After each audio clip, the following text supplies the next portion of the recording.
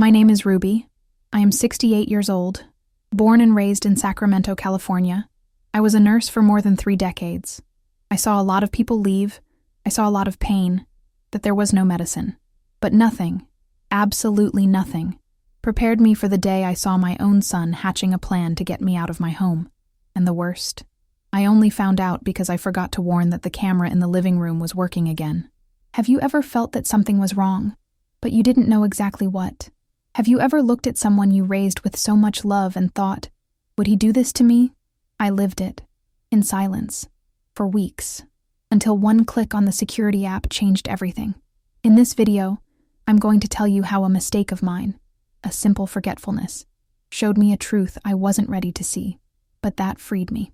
You will understand what it is to be a mother until the end, and what happens when the end comes from where you least expect it. Because sometimes, the greatest betrayal, it does not come from a stranger. She is born inside her own room. But before we dive into the heart of this story, I need you to know something. I wasn't looking for anything. That Tuesday morning, I only opened the camera app because the technician had reinstalled the system the night before, and I wanted to see if everything was working properly. The house must have been empty. My son had said he was going for an interview, and Ashley, my daughter-in-law, had left for a church event. But when the image appeared, I froze. I saw my document folder open on the living room table, and I saw my son's hands turning everything over. I heard them talking quietly, and then came the question that I can't get out of my head to this day. Where is the original scripture? My heart stopped. At that moment I understood, and nothing else was the same. If you've made it this far, I really ask you to stay with me. This story cost me sleepless nights, swallowed tears, and a strength I didn't even know I still had. If you can, leave a like, subscribe, not out of vanity, but because every time someone listens to us, the pain weighs a little less. And if you ever felt that you were no longer welcome in your own home, so this story is also yours. When I heard Ashley's voice asking for the original scripture, my body was frozen. But my head went far. I ended up many years ago, on a winter day when it snowed lightly, one of those that we don't even need to look out the window to know that the world outside is white.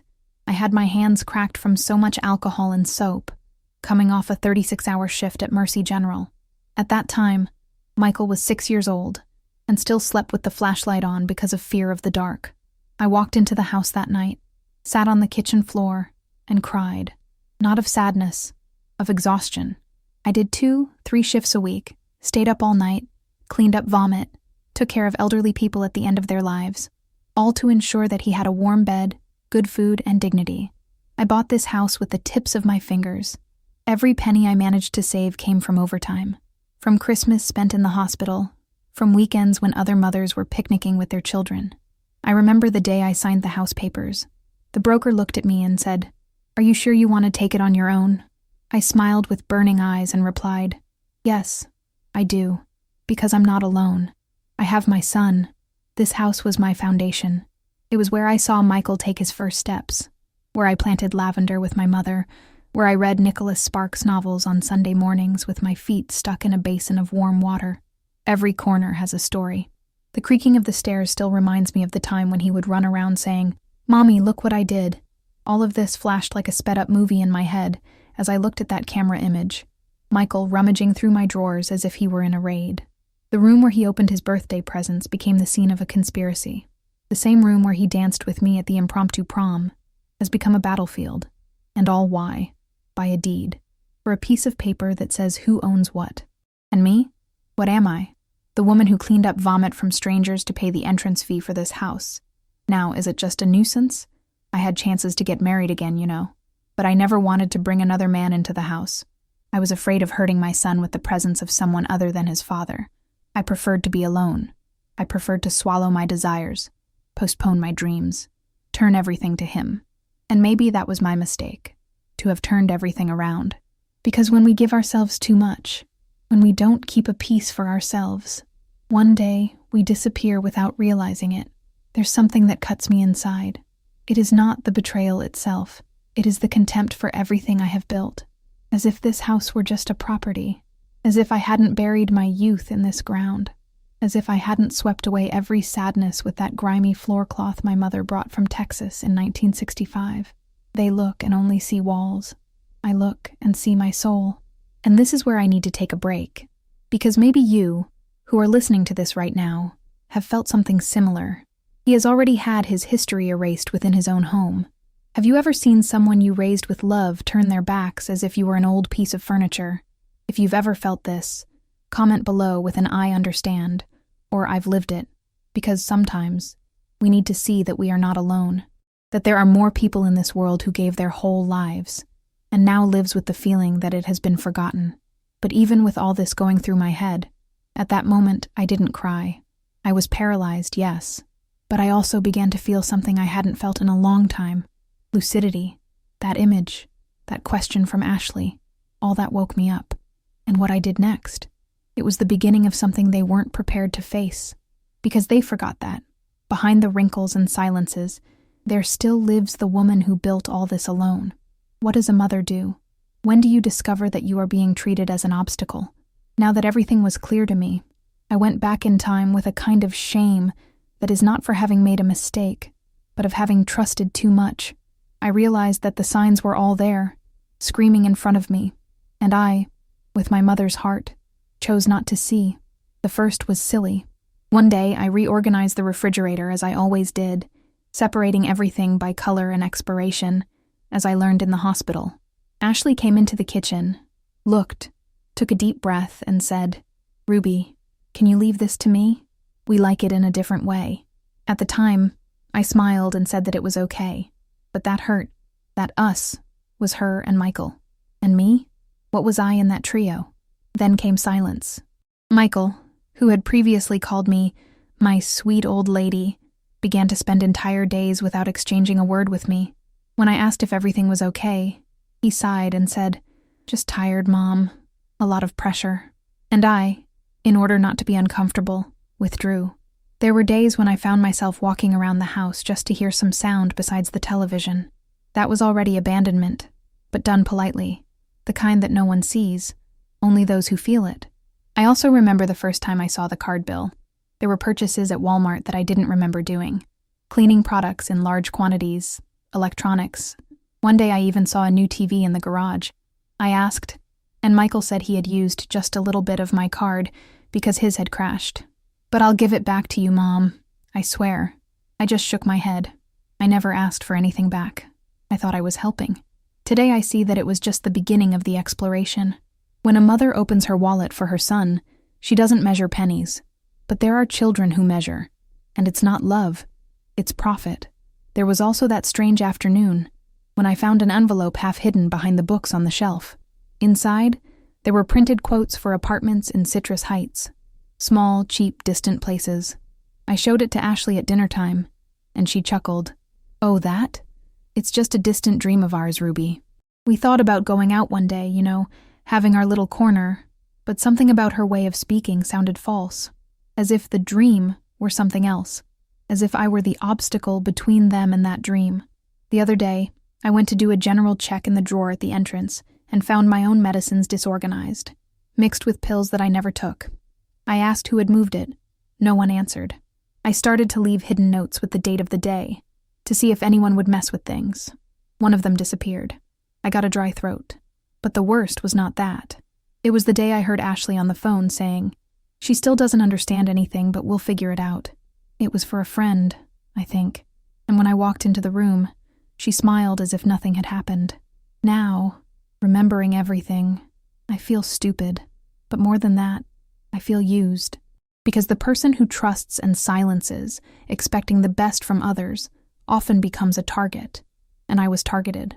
I gave too much love and too little voice. I thought that if I didn't respond, if I didn't complain, they would notice and change. But they haven't. They only took advantage. And there's more. A memory that to this day gives me chills. It was the day my birthday went blank. Ashley went out with friends. Michael said he had a meeting. I spent the whole day alone, with a small cake that I ordered myself.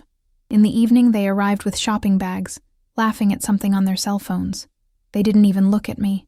They didn't say a word. At that moment, I felt, for real, that I was no longer part of their lives, that I was just a body taking up space in the house they wanted to call theirs. For a long time, I wondered, am I exaggerating? Is this something in my head? But today I know. Contempt is something that is felt in the stomach. It doesn't need proof. We notice when we are no longer welcome. And at that moment, looking at that camera, remembering every detail that I had pushed under the rug myself, it all made sense. What I didn't know is that what was to come, it would keep me up at night for many nights. Because there are things that we see, record, hear, but even so, he doesn't believe it. How is it that a son plans his own mother as if she were a problem to be solved? The image trembled a little, as if even the camera was nervous. I was sitting in the kitchen, with my cold chamomile tea in my hand, when I decided to open the app and take a look at the cameras just to test it. And there they were, Michael and Ashley in the living room.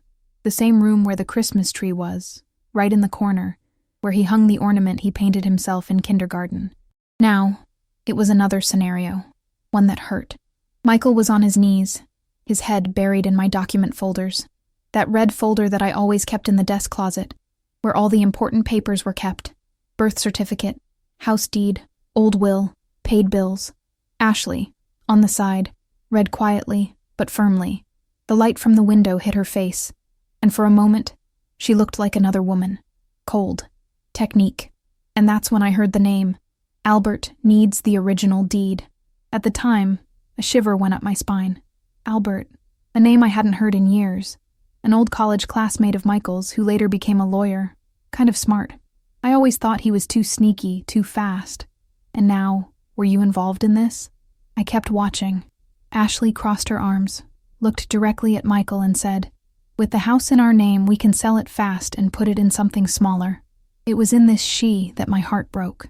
She, as if talking about an anonymous elderly woman, an extra. No, mother. Not Ruby. Just her. An uncomfortable presence that needs to be relocated, like someone who changes a piece of furniture to fit another. That cut me in a way that no surgery has before, because then I understood. They had already decided my fate. I just didn't know. It was at that moment that I pressed the record button through the app itself. The camera in the room started saving everything directly to the cloud.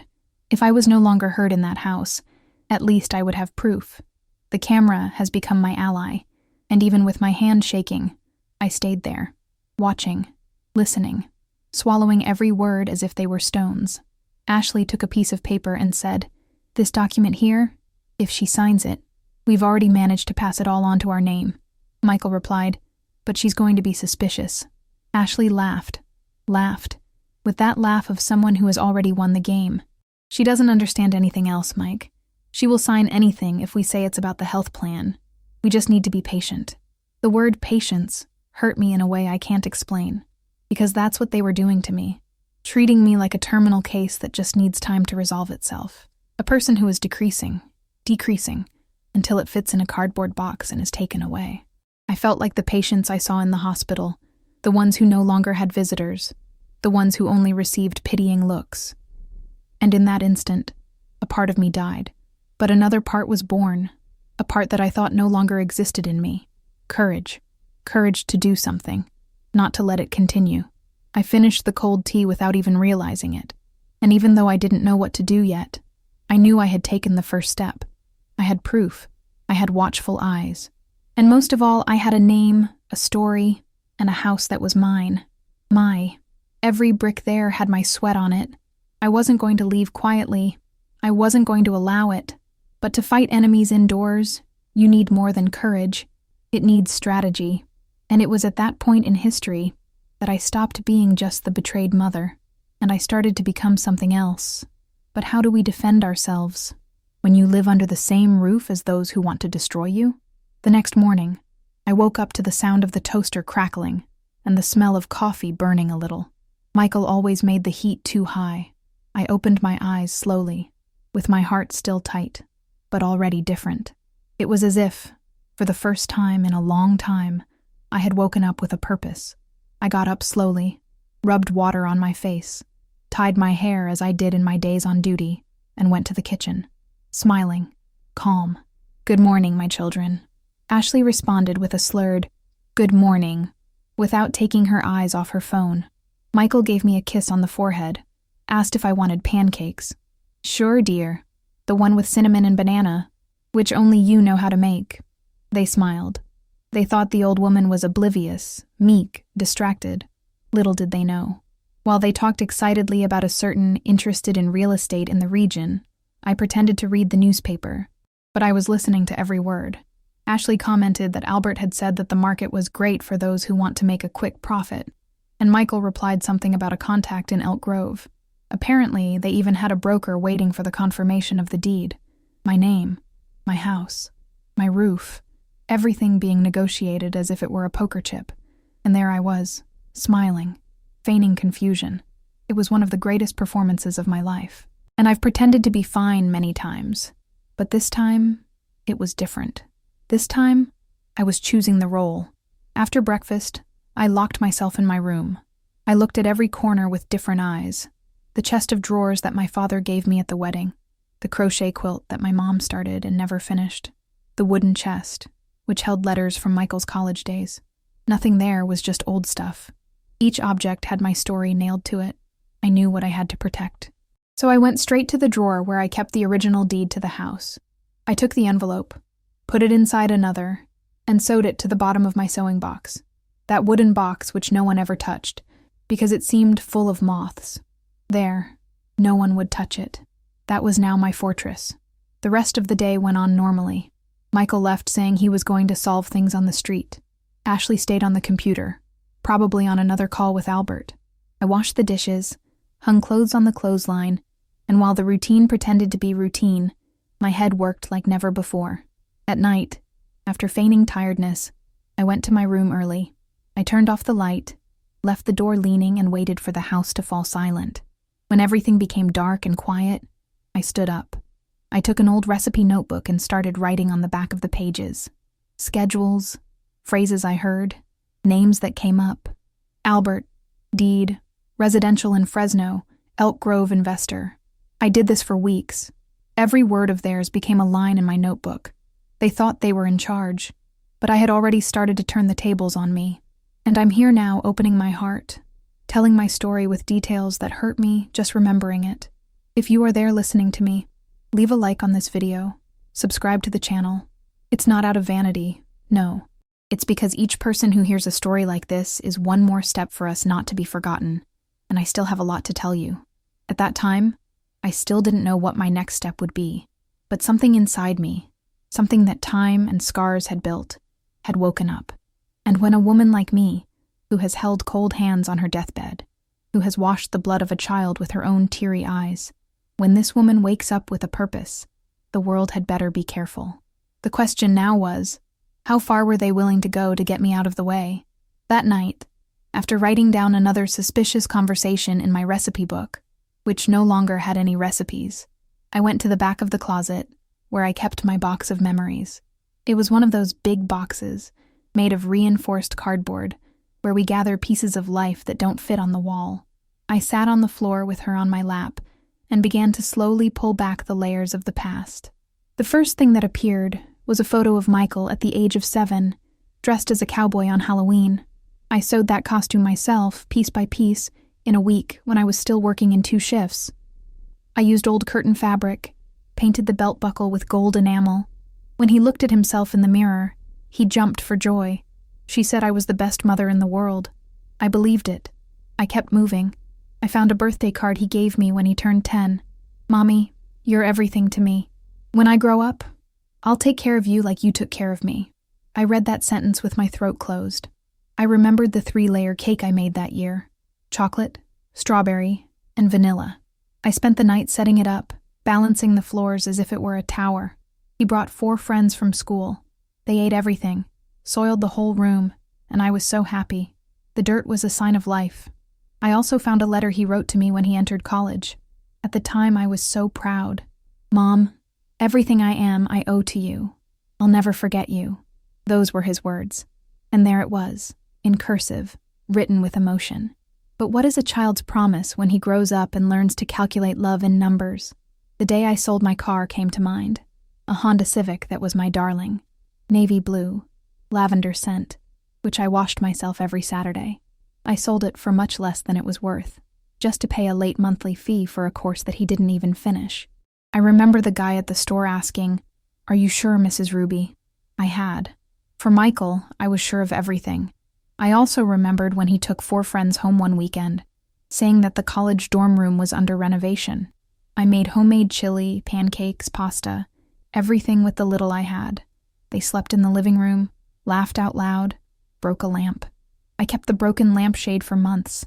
It was a sign that my son still needed me. Today he passes me in the hallway without even taking his headphones off his ears. Moving a little more, I found a small costume of red cloth. It was from the school theater, where he played the role of an apple. I spent 3 nights sewing every leaf, every seed, because he wanted to be the best apple in the class. He went.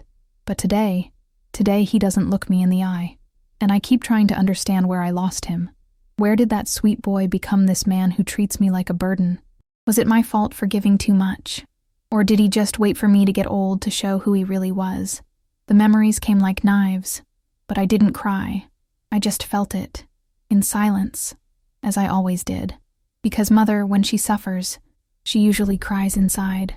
We keep everything, even the pain, in silence, so as not to bother us. But that night, sitting among photos, fantasies, and old promises, I felt that something inside me was transforming. As if by looking at that past, I gained strength to face the present. Because now I knew what was going on, and I was preparing. But I still had no idea of the cruelty of their next move. Because as much as a mother imagines the worst, there are things that not even the most wounded heart can predict. What would you do if you found out that they were trying to declare you as mentally unfit? It was a cloudy Tuesday, one of those that seemed to ask for silence. Ashley had left earlier that morning, said she was going to the market to buy paper towels and detergent. Michael stayed at home, pacing around, talking on the phone, opening drawers. I, from my room, only listened to the footsteps and wrote everything down on a pad that I hid inside the pillowcase.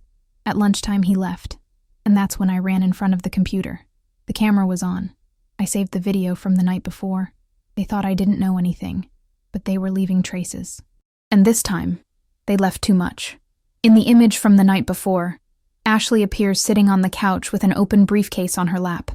Michael, standing, arms crossed. The conversation starts lukewarm, as always. But then, ice appears. "She won't even notice if we sign for her," Ashley said, with a naturalness that made my stomach churn. Michael responded as if tired of repeating, "She's getting more and more confused.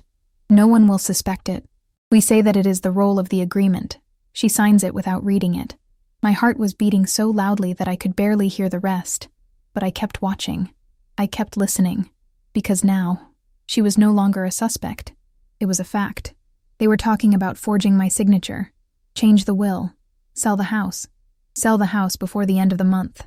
Everything was already aligned. "With the sale, you can start the food truck with Albert," Ashley said, laughing, as if she's just solved a puzzle.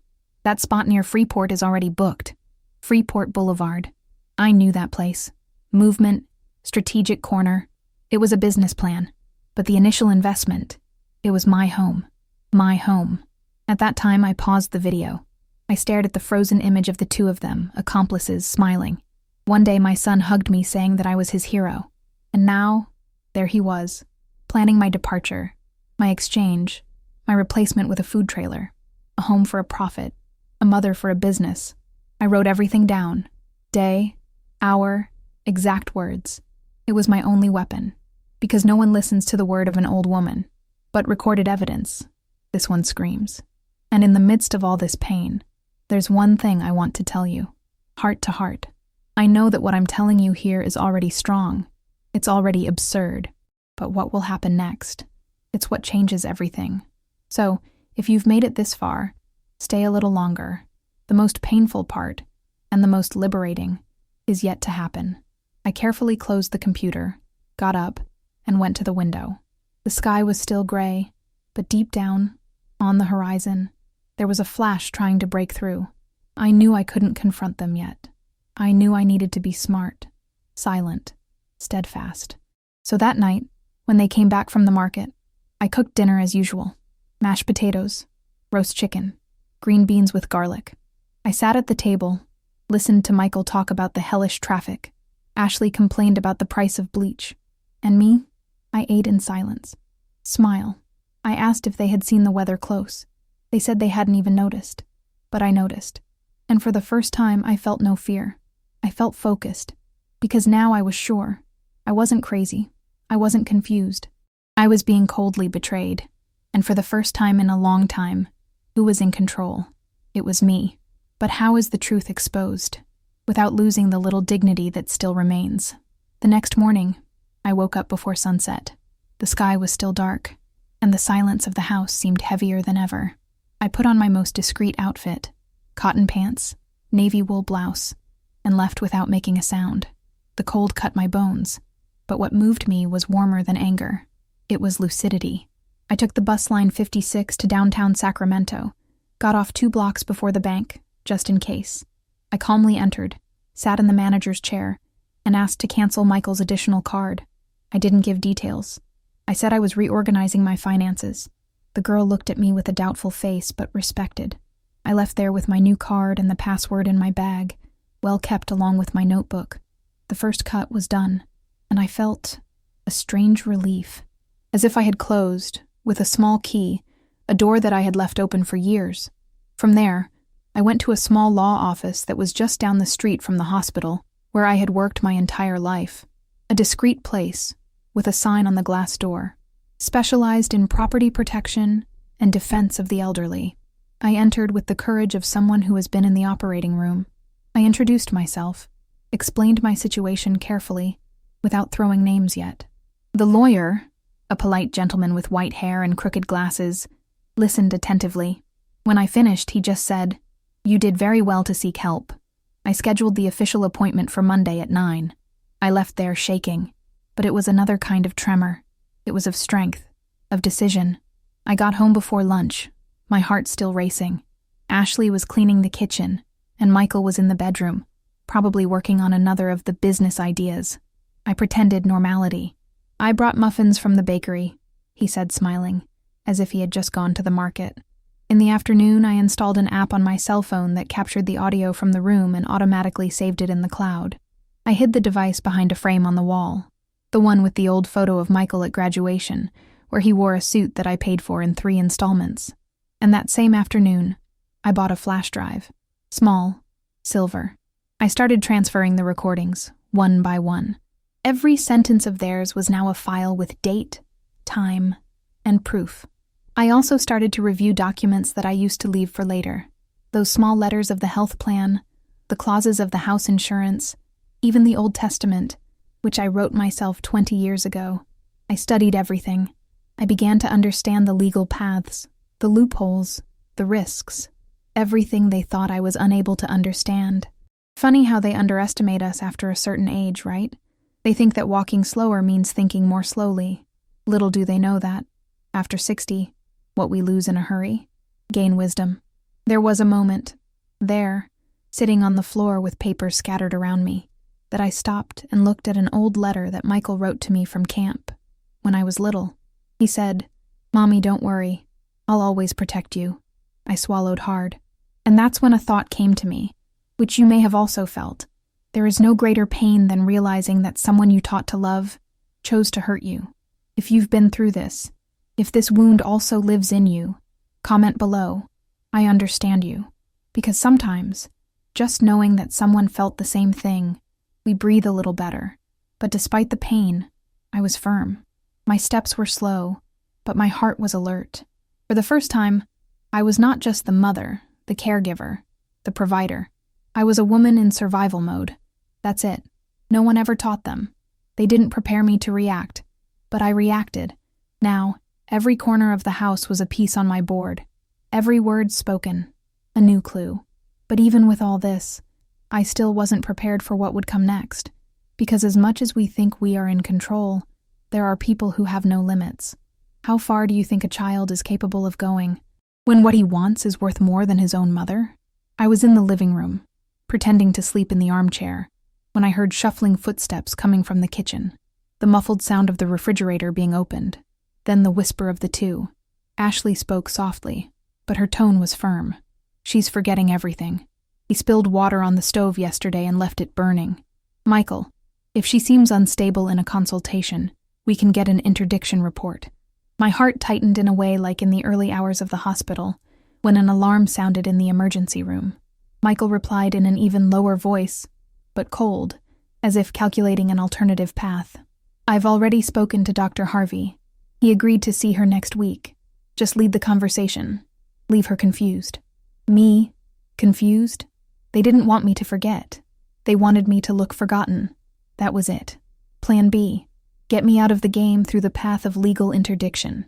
If I didn't sign the papers for good, they would declare me incapable. Erase me on paper. My fingers squeezed the armrests of the chair so hard that I felt the skin stretch. Dr. Harvey had been a clinician for years, an old friend of the family. She attended Michael when he had pneumonia at age 11. He saw me with pain in my spine, with a labyrinthitis crisis, with high blood pressure. Would he really go along with it? Or would he be fooled by the little theater they were rehearsing? The doubt hurt, but I wasn't going to take that risk. I got up the next day with a single mission: to act first. I called Mrs. Jane, my lawyer's secretary, and explained everything calmly. She listened to me in silence, and when I finished, she just said, "I'll schedule you with Dr. Ellis, forensic psychiatrist, one of the best in the state, but it has to be fast." The next day, I already had the address in my bag, and my heart raced. I took the bus alone. I went to the clinic in Midtown. I spent almost 3 hours in the consultation. I answered everything clearly, told my story, my fears, what was happening. I took the memory, attention, reasoning tests. I left there exhausted, but with a complete report saying, lucid, articulate patient, oriented in time, space, and content. I kept the paper like someone who keeps a diamond, because at that moment, he was. Now, they could try whatever they wanted. They could take me to Dr. Harvey. They could surround me with arguments, with blackmail, with simulations. I already had the truth signed by a professional. That's it. No one was going to take that away from me. But to see my own son planning to erase me so coldly, that was something else. It hurt me in a place that has no name. Because one thing is material betrayal. It is the theft of the house, of money. But what did they want to take from me now? It was my sanity. They wanted to turn my silence into a symptom. They wanted my quiet way to become proof that I no longer thought straight. And there, my mother's love began to break for good, because no love survives in one piece when it is thrown against the wall like this. And maybe that's why I'm here, venting like this, because I know there are a lot of people out there who have been through this. That she was treated as a forgotten old woman when, in fact, she was just tired of giving so much and never receiving. And I say to you, who are listening to me now, you're not crazy. You're not confused. You're not the problem. If at any point in your life someone tried to silence you by using your age against you, know that you are not alone. Now, all I had to do was wait. They did not know about the report. They did not know about the consultation. And they continued to act as if they were in control. But I had already won half the war. But the worst was yet to come. Because when they realize that it won't be easy to erase me, they will change their strategy. And this time, the mask will fall. Are you ready to see who my child has really become? The feeling I had as I left that law office in Roseville was that for the first time in weeks, someone looked at me and saw me whole. Not as a confused lady, nor as a burden within her own house. Dr. Marlene Jacobs received me firmly and gently, without diminishing my words, without cutting me, without doubting anything. I took with me a simple cloth bag, where I put the pen drive with the recordings, the forensic psychiatrist's report, and copies of the notes I had been making for weeks. When I finished explaining everything, she looked at me with those eyes of someone who has seen a lot, and said, "Ruby, what you are facing here is very serious. It is fraud. It is an attempt to subtract assets. It is abuse against the elderly. But you are doing everything right. We'll help you." Those words made me breathe in a different way, because until then, I just wanted to defend myself. I just wanted not to be thrown away. But there I realized that maybe I could turn the tables around. That maybe this story didn't have to end with another old woman alone in some asylum. Maybe it was time to teach my own son that no mother is as fragile as she seems. Dr. Marlene was clear. Don't confront yet. They cannot know that you know what you know. Keep smiling. Keep listening. But now, we will start acting. And so, on a Wednesday without much brightness in the sky, War became a strategy. With the help of her office, I installed new cameras around the house. Discreet, invisible, some with built-in microphones, others hidden in everyday objects. They recorded directly to the cloud, with automatic backups. I had eyes and ears in every corner, and the best, they had no idea. That same day, I returned home lighter. Ashley was on the couch watching one of those reality home improvement shows, and Michael in the kitchen playing with his cell phone. When I entered, they pretended that sympathy that no longer deceived me. "How was the ride, Mom?" he asked, smiling. "Oh, I went to see some scraps at the fabric store on Main Street," I replied. They laughed, and I laughed along, but inside, I was putting together another quilt, one made of truth, proof, and silent justice. Over time, I became another woman. I pretended to forget the names of things, just to see how far they would go with the lies. I would knock over cutlery on purpose, pretending to be more fragile than I really was, all so that they would let their guard down. And they did. Oh, how they downloaded. They started to leave papers on the table, to talk on the phone with less caution. They even commented on strategies for selling the house in the hallway, thinking that I didn't listen. But everything was being recorded. Every word. Every step. And look, if this piece of my life can become a mirror or a hug for someone, help me carry it forward.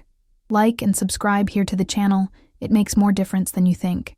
Because when we share this kind of story, other voices rise up too, and no one deserves to fight in silence. With the support of Dr. Marlene's team, I began to put together a complete dossier. Attorney Albert's name, dates of the calls, amounts of suspicious transactions on my bank statement, all recorded, all backed up. Even my Old Testament has been revised.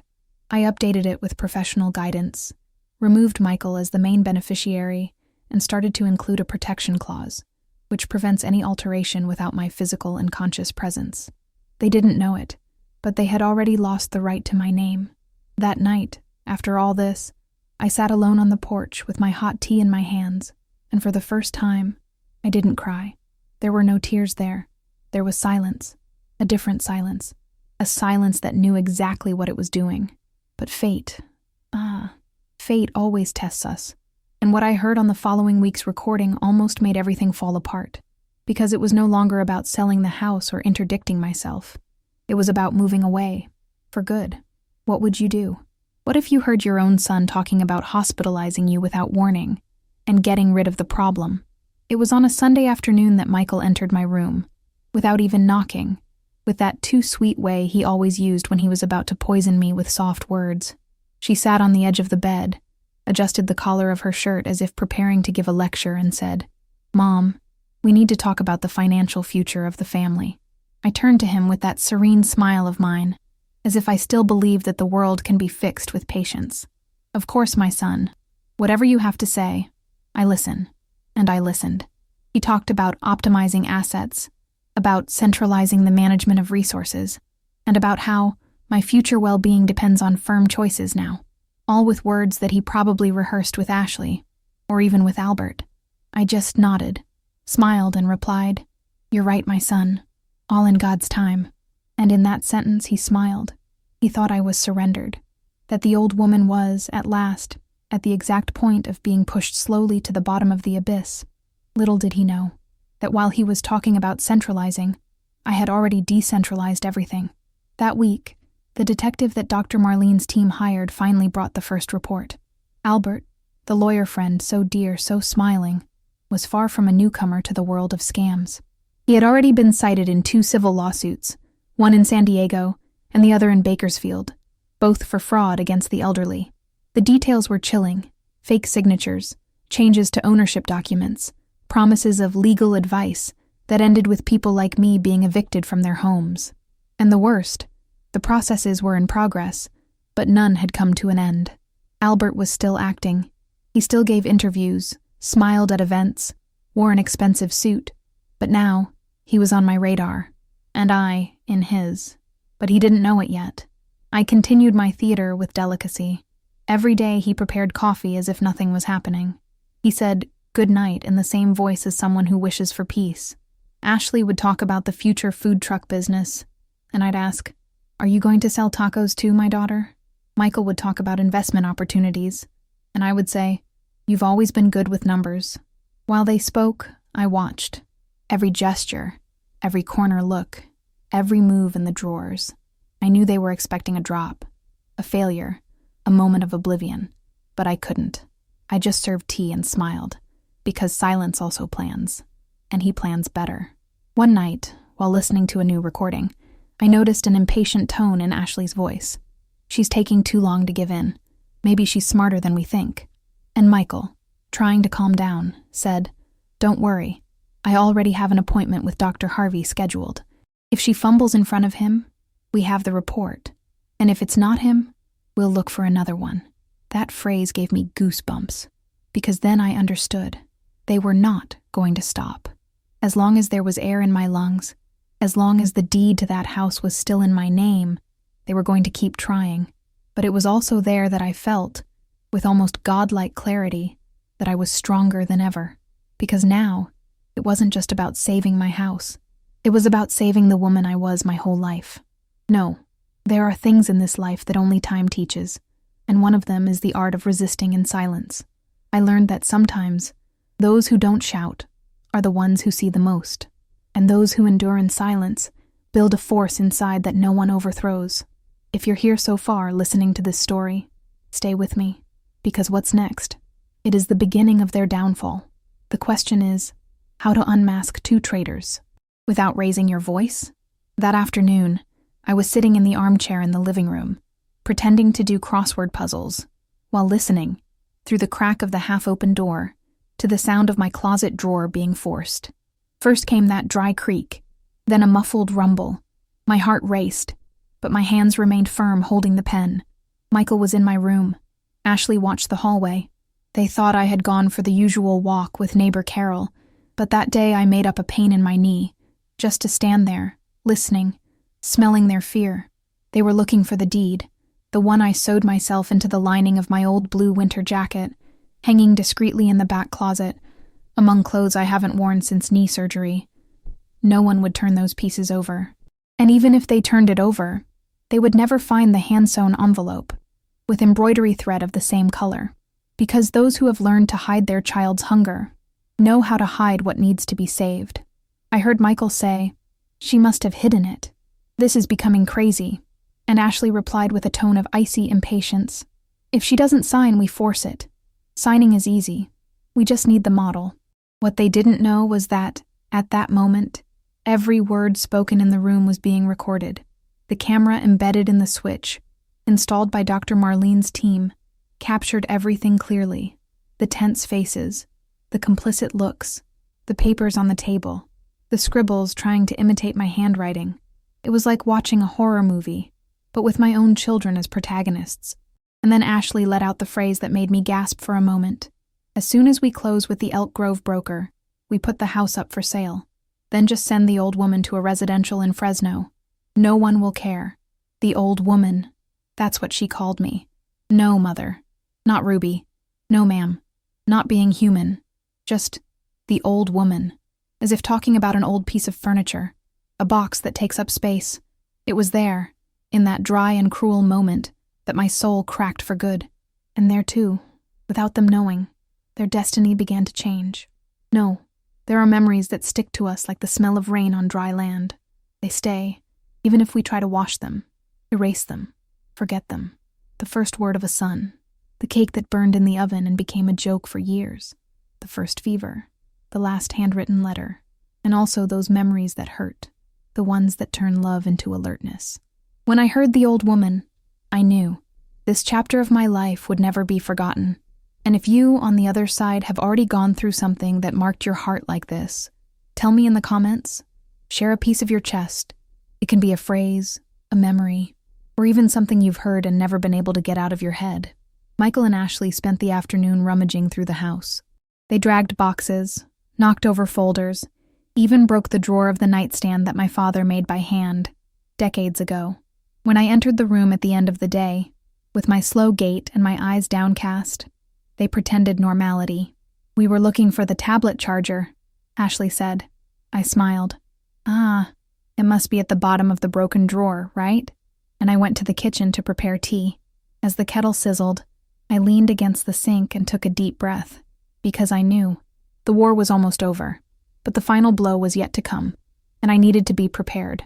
The question that accompanied me now was, what happens when whoever tries to destroy you discovers that you are the one who has all the weapons? That morning, I woke up earlier than usual. I made sure to fix my hair a little more carefully. I put on my light blue sweater, the one that Michael always said made me look like a retired teacher. I knew that breakfast wouldn't be like the others. The night before, I sat up in bed, looked at my sewing box, where I hid the original deed to the house, and thought, now it's my turn to choose the right words. It was not revenge that I sought. It was clarity and dignity. The table was already set when I entered the kitchen. Ashley fried pancakes in that forced haste, trying to appear efficient. Michael read his cell phone, as always, with a frown, trying to feign concern about larger matters.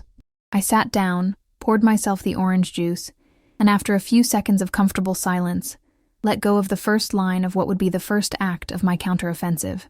Ashley, do you know any trusted lawyers? The noise of the spatula falling on the stove was the first response.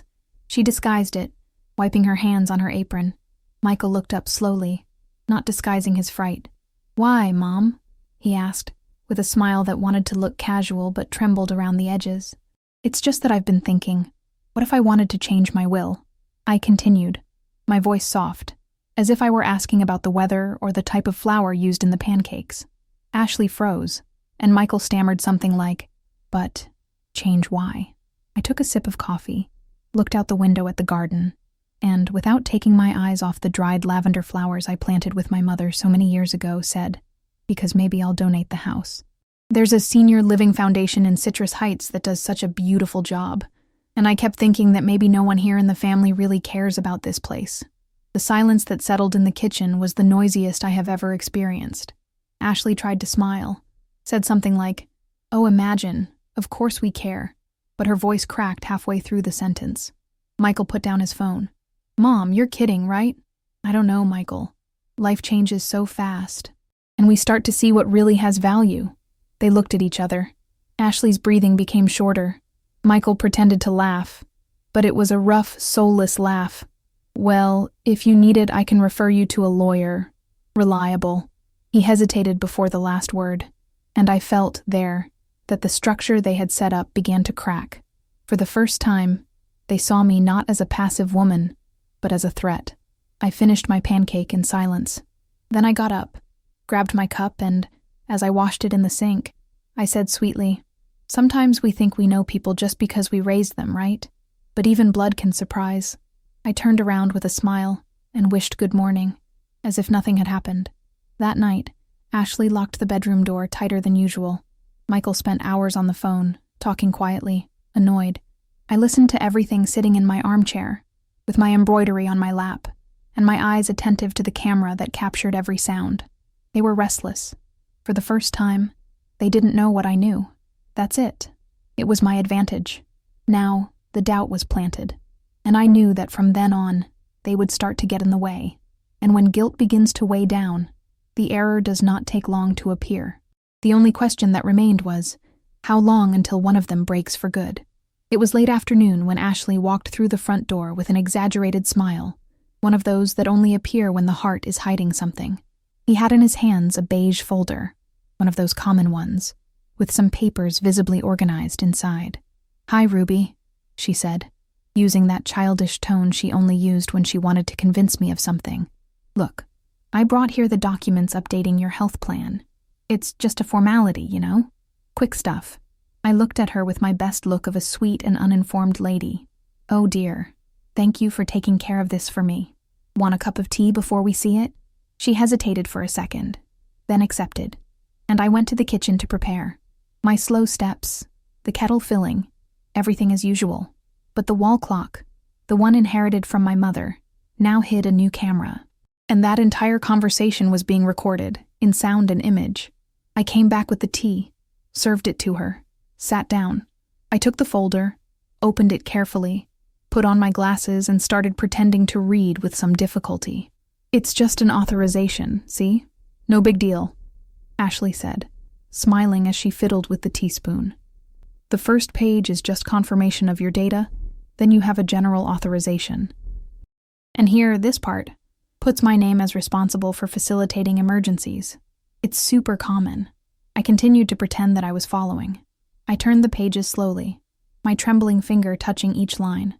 Then, on the third sheet, I found what I expected. There was written with confusing words and tangled paragraphs a clause of assignment, and in it, the phrase, "Voluntary transfer of residential property to Michael C. and Ashley R. in order to facilitate the administration of future assets and care." I looked up and looked deep into hers. "Ashley, is this a new insurance?" She smiled, but her voice cracked a little. "Yes, it is. Just a simple authorization, Ruby. It just makes everything easier, you know? If you get sick, for example." I closed the folder calmly, without haste. I took a sip of the tea and took a deep breath. "So why does this say that I transfer my house to you?" She froze. The sound of the door opening behind me made me turn my head. It was Michael. He stepped in, perhaps already anticipating that something was spiraling out of control. "Hi, Mom. Is that okay?" he asked, trying to sound casual, but the sweat on his forehead gave him away. Ashley stood up. "She's confusing the clauses, Michael. It's no big deal." I kept myself seated. I held the briefcase firmly, as if holding a report, a truth that no longer needs proof. "Michael, Ashley," I began, my voice firm, but without raising the tone. "I've lived in this house my whole life. Every corner, every crack in this wall carries more of my story than any signature could carry. I sowed dreams in this place. And you? Did you think I wouldn't see it? That I wouldn't understand? That all it took was a nice piece of paper and some tea to get me out of here?" Michael tried to interrupt. "Mom, that's not what it sounds like." "I'm not going to sign anything today," I interrupted, looking directly at him. "Not even tomorrow." The silence fell heavy, like a wet blanket over the room. Ashley was red, her hands shaking. Michael closed his eyes, pinched the bridge of his nose. I got up slowly, left the briefcase on the table, and went to the kitchen door. I turned around before leaving and said, "Sometimes those who seem weak are only those who have learned to wait for the right moment." They didn't know it yet, but that was the first official break, because I wasn't going to pretend I didn't know anymore. The only question now was, what should a mother do? When does the house itself become a battlefield? That morning, the silence of the house seemed different. It was as if the air was denser, as if even the walls knew that something serious was about to happen. I was lying down, but I didn't sleep. Since the tense dinner that day, I felt my whole body on alert. Then I listened. First, hurried steps down the hallway. Then, their bedroom door slammed hard. And then the exalted whispers that ran through the thin wall of the hallway. Michael's voice was altered, nervous, unable to disguise his frustration. "She's winding us up, Ashley. You're buying time, throwing green to harvest ripe." And then Ashley, with that dry tone she always wore when she wanted to hurt, replied, "Of course it is. The old woman is smarter than she looks. If she doesn't sign by Friday, we lose the Elk Grove buyer. He already has his eye on another property." My blood ran cold. I sat slowly on the bed, grabbed the phone hidden under the pillow, and activated the app that recorded the audio from the camera in the hallway. Michael's voice came stronger. "So, what do we do? She will not give in. She's already suspicious. She's making a fool of herself, but she knows exactly what's going on." And then came the phrase, the one that made my throat close. "We may have to declare her incompetent for good. Make the report come out by force." Ashley responded with frightening calm. "We can force a crisis. You yourself said that she has been sleeping badly. If we put a few drops in the tea, just enough for it to be slow, confusing, we took her to the doctor's office and left the rest to Harvey." At that moment, I was no longer just a betrayed mother. I was a woman being hunted. I got out of bed with shaky legs. I went to the bathroom and looked at myself in the mirror. My face was pale, my eyes sunken. I felt nauseous. His stomach turned, but at the same time, something inside of me, something old, perhaps inherited from my mother or from the nights on duty at Mercy General, rose. An instinct, a raw force. I put my hands on the sink and whispered to myself, "You're going to take it. Go take a deep breath, and it will finish what it started." And that's why I'm here, sharing this piece of my life with you. There are things that we live and keep, but maybe telling, we help another heart to breathe. So if this story touched you, help me carry it forward, like this video, and subscribe here to the channel, because sometimes what we live can become strength for someone who is silent on the other side. I went back to the room, took my diary, and wrote down word for word that I heard. Report. Calming. Crisis. Friday. Elk Grove. And then I remembered the jar of honey that Ashley insisted so much on using for my tea every night. How many times have I refused and she frowned? How many nights did she prepare the drink herself and bring it to me, already sweetened? Now it all made sense. Every detail, every fake caution. I was no longer dealing with ungrateful children. I was in front of criminals disguised as a family. The next morning, Ashley knocked on my bedroom door, as she always did. "Good morning, Ruby. I made your tea." I thanked him, took the cup, and smiled. I waited for her to leave, and as soon as I was alone, I poured the liquid into the sink. And just smelling it, my stomach turned. There was something there, something too sweet even for her. I knew time was running out. That Friday was the deadline, and that, from then on, any misstep of mine, it could be the last. But if they thought I was going to surrender easily, they were badly mistaken. The question now was, how to knock down those who are already about to fall. The next morning, I woke up with a weight on my chest, but also with a clarity I hadn't felt since my days as a nurse. I knew exactly what I needed to do. I slowly folded my gray sweater, put on my comfortable shoes, and put the flash drive with all the recordings, Dr. Ellis's report, the photos of the forgery attempts, the notes with dates, times, and full sentences in my bag. Before leaving, I looked at my house as if looking at a sleeping child. It was the home I built with my own hands, and now, it was also living proof that I needed to fight to the end. I left quietly, took the bus there at the corner of Florin Road, and went straight to Dr. Marlene's office. She was already waiting for me, and when I put all that material on her desk, I felt a mixture of relief and pain. Relief to know that I wasn't imagining anything. Pain for realizing that I had to get to this point with my own son. She opened each file, analyzed each document with a technical and steady eye, and at the end said, "Ruby, this is not only ugly, it is a crime, and it's serious."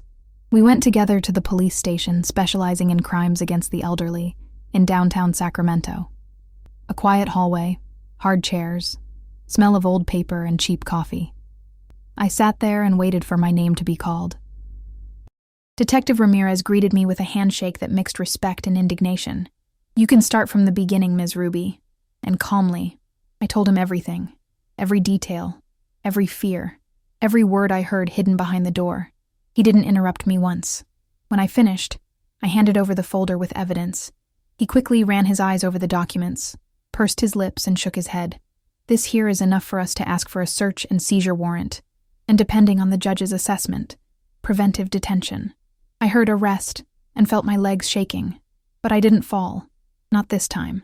The detective continued. "You will need to keep up the routine for 2 more days. Nothing can change. They cannot be suspicious. We are preparing everything." I thanked him, took a deep breath, and said, "I can handle it." He smiled with a kind of silent admiration. "You've been putting up with too much." I returned home with an exhausted soul, but firm. I walked through the door as if I had come back from the market. Ashley was folding clothes in the room. Michael worked on the computer. They both looked at me with that expression of someone trying to measure how much control he still has over the situation. I smiled, and I started my theater. "Michael, today I tried to find my wristwatch, but I went to look in the microwave thinking it was the bathroom drawer. Do you believe in such a thing?" He raised his eyebrows. Ashley widened her eyes, and I continued innocently, "Is today Christmas?" Because I smelled a smell of roast turkey on the street. "Did you feel it?" They looked at each other. Ashley bit her lip. Michael approached slowly, as if trying to calm an injured animal. "Mom, do you want to get some rest?" "Oh yes, I do, my son. I'm so tired. Sometimes I get confused." I saw the sparkle in their eyes. I saw the vile hope rekindled. And at that moment, inside me, something lit up too. A silent force. A profound certainty. Because there, while they believed the plan was working, I already knew the truth. The tables had turned. It was no longer me against them. It was against the law. And here, just between us, let me tell you something. There are moments in life when our hearts beat faster, not out of fear, but out of presentiment. And I felt, with almost godlike clarity, that the most defining moment in this story was about to happen. Stay with me until the end, because the strongest part has not yet arrived. That night, I lay in bed and stared at the ceiling, listening to the silence of the house. They thought they were in control. They thought I was falling. They thought they had won. But what happens? When does the police enter the story? On Saturday morning, I woke up before the sun, as I have always done all my life. But this time the air had a different weight, an almost sacred silence, as if the house itself was holding its breath along with me. I prepared my chamomile tea, adjusted my blanket on my knees, and sat in the armchair in the living room, exactly where I wanted to be when everything happened. I needed to see it. I needed to witness with my own eyes the end of that bitter chapter. Michael and Ashley were a few feet from me at the dinner table, leaning over those papers they believed were their passport to a new life at the expense of my own home. They whispered, scratching things, comparing forged signatures, talking about dates, buyer ready to close, Friday at the latest. They didn't know that every word was being sent, at that very moment, to my lawyer's secure cloud. They didn't know that the kitchen, the living room, the hallway, every inch of this house now spoke in my favor. At 9:12 a.m., I heard the first sound, an engine shutting down, then another, then another. My heart beat once, twice, 3 times deep inside my chest. I raised the cup slowly, as if it were just another ordinary Saturday, and then, through the side window, I saw 3 cars parked in front of my house, lined up, lights off, but authority on all sides. Officers descended with firm steps, their jackets marked Elder Abuse Unit. The vision brought me a calm that I hadn't felt for weeks. There, at that moment, I was absolutely sure that I was no longer fighting alone.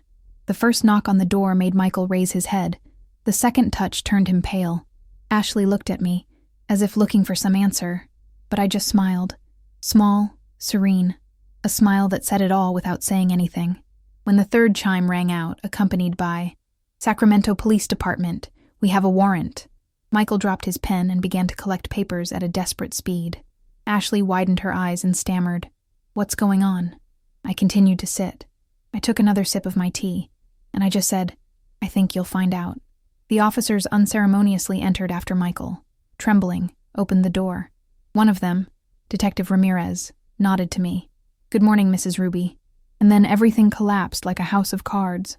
While 2 agents presented the warrant, others began to collect documents, check laptops, seize cell phones. The noise of the handcuffs echoed through the room like thunder, even before they were placed on anyone. Still, Michael tried to run. I saw it. He pushed his chair, knocked over papers, darted down the hallway toward the back door as if it were possible to escape the whole truth. 2 police officers went after him immediately. In less than 10 seconds, he was on the ground, immobilized, saying, "This is a mistake. My mother is confused. She needs psychiatric help." I can't explain the feeling I felt. It was not revenge. It was not joy. Relief. A relief so deep that it seemed to make room in my chest, as if I was breathing for real for the first time in weeks. Ashley. Ashley tried the tactic of innocence. He put his hand on his chest, made an expression of fragile indignation, and said, "I don't know anything about this. There must be some misunderstanding. We always take care of her with love." But the detective just held up the tablet, where the frozen image showed her saying, "With the house in our name, we sold it fast and put it in something smaller." Ashley turned pale like wet paper. This was taken out of context," he murmured, without strength. But there was no more possible context. Everything was there, of course. Organized, proven. Meanwhile, another detective informed me, in a calm, steady voice, that Albert, the shoddy lawyer, had been arrested simultaneously in Elk Grove, carrying copies of forged contracts, model signatures, and even drafts with my name on them. I closed my eyes for a moment, and I swear I felt the whole house let out a sigh along with me, as if that place, so hurt, was also being liberated. Michael walked past me in handcuffs, being guided to the door. He didn't look at me. He couldn't. Ashley also walked by, crying, repeating that it wasn't her fault. I didn't say anything. He didn't need to. There are pains that silence solves better than any words. When the car door closed, and the engine started, and I saw the car drive away down the street that I saw Michael get off so many times with his child's backpack. I finally took a deep breath. I breathed without fear. I breathed like someone who exists again. But let me tell you something. As much as that moment seemed like the end, it wasn't. There was still something important, that I needed to face. One last conversation, one last hit, one last piece of this story that no one imagines. But that changed everything. And that's what I'm going to tell you in the next part.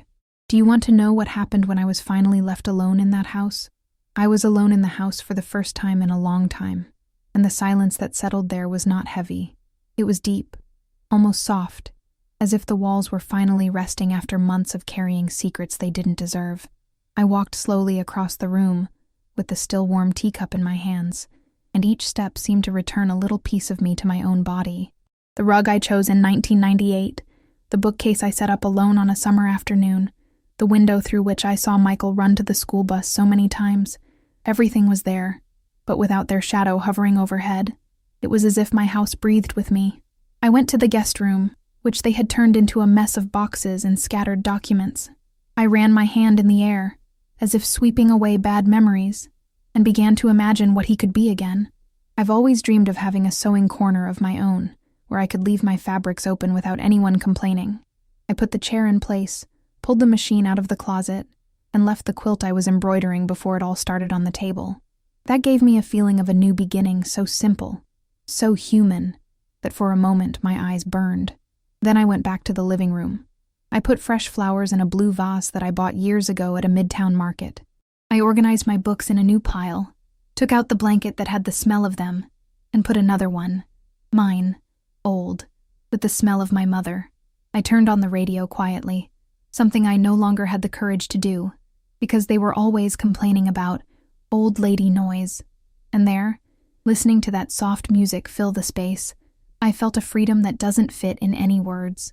A short time later, the phone rang. He was the detective assigned to the case. "Mrs. Ruby," he said in that firm voice, "your son and wife have accepted the plea deal." I closed my eyes and listened to every detail carefully. Michael and Ashley have waived any rights to my home. They will have to pay a considerable fine. They have been instructed to participate in a mandatory rehabilitation program, and above all, they are forbidden to come within 500 meters of me.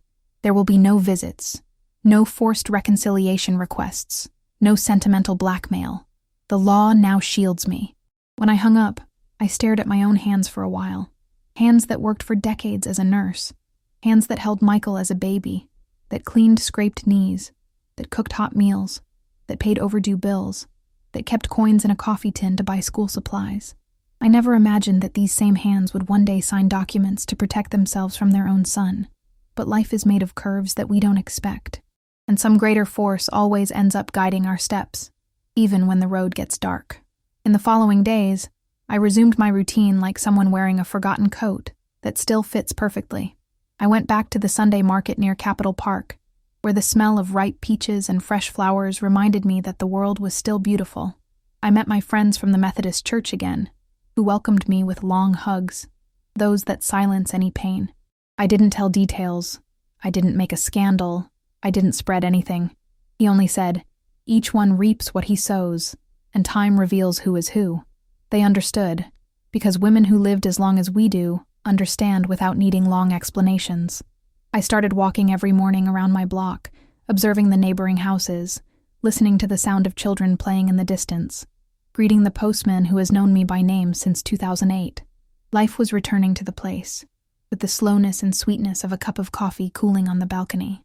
And for the first time in a long time, I could sit there without feeling afraid, without imagining footsteps behind me, without thinking that they were watching me with the intention of taking what was mine. It was just me, the breeze, and the quiet certainty that I survived. But mind you, even though peace had returned, there was something, one last gesture, one last adjustment, that I still needed to do. Something that did not involve police, lawyers, or evidence. Something much more intimate, deeper, more difficult. Something that, to this day, when I remember, still makes me take a deep breath before telling it. Because behind all justice there is always a wound, and some wounds only heal when we face what was kept inside. And that's about it. about what I found inside of myself after all, which I'll tell you about in the next part. Do you want to know what was the last thing I had to do to finally close this story? When the house finally became quiet again, I walked to the backyard with my hot coffee in my hands. The sun slowly descended behind the trees in the neighborhood, spreading that golden hue that always made me believe that God speaks to us through light. I sat on the same bench where Michael learned to ride a bike, and there I let everything inside me find its place. The following weeks were full of paperwork, many calls from the police station, many returns from my lawyer. Michael and Ashley accepted the official agreement. They gave up any rights to my house.